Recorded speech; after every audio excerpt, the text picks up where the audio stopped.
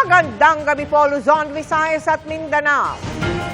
Hindi na lang fake news, kundi deep fake.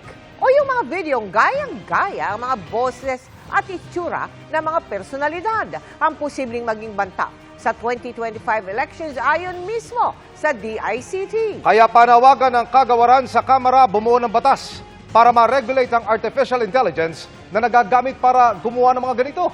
Hiwalay na problema pa ang mga cyber attack sa mga website ng gobyerno na pakana umano ng mga hacker na na-trace sa China.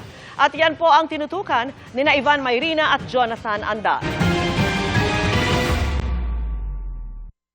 I pulled off the biggest heist of the century. Ang ganitong peking video na ginagaya ang boses ng mga sikat na personalidad gamit ang AI o Artificial Intelligence, baka raw dumami pa at gamitin sa fake news ngayong darating na eleksyon 2025. Ito ang babala ng Department of Information and Communications Technology o DICT nang humarap sa mga mambabatas ngayong araw. But we believe that, especially with the upcoming elections, this particular threat might increase. At kung hindi mapanuri ang mga nakakapanood nito, maaari silang mapaniwala. Because they can mimic actual personalities. For example, babanggitin ko na po si Ma'am Susan Enriquez.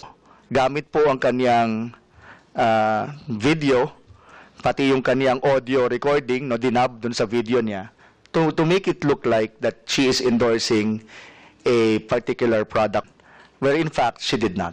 Kaya sabi ng ilang ekspertong kasamang humarap sa Kamara, kailangan na ng batas para rito. Wala pa tayong batas laban sa deepfakes. Malapit na po mag-eleksyon, dapat gumawa tayo ng batas tungkol dito para mapagbawalan o ma-regulate ang paggamit ng AI. Bukod sa deepfakes, nagbigay din ng ulat ang DICT sa Kamara tungkol sa nangyaring cyber attack sa ilang website ng gobyerno na ayon sa DICT, kagagawan daw ng mga hacker na nasa China. Kabilang sa tinarget ng hackers ang website ng mga nagbabantay sa West Philippine Sea, ang Philippine Coast Guard at National Coast Watch System.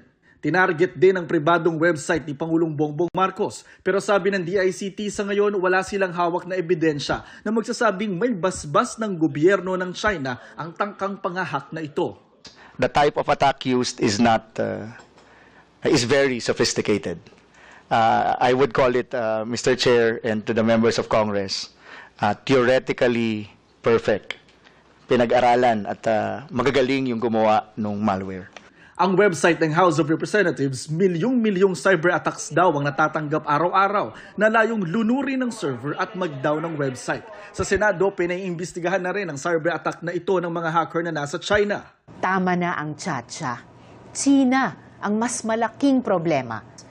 Habang nagsasayang oras tayo para pag-usapan ng charter change, ang China hindi tumitigil sa panghihimasok sa ating bansa. Sa gitna nito, tumaas din daw ang cybercrimes o krimeng gamit ang internet base sa ulat ng PNP kay Pangulong Marcos. Kaya mismo ang Pangulo, kinikilala raw na banta ito.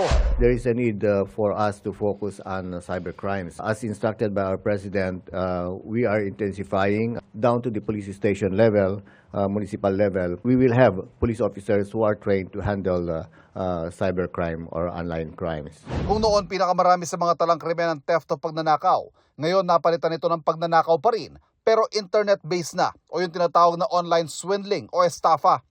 Pasok din sa top 10 cybercrimes ang identity theft o pagpapanggap na ibang tao online, ATM o credit card fraud, pati mga pagbabanta at pambablackmail online. Para labanan ng mga yan, magtatatag ng Cybercrime Training Institute para sa mga pulis, pati Cybersecurity Center para makaresponde agad ang PNP sa mga banta ng hacking.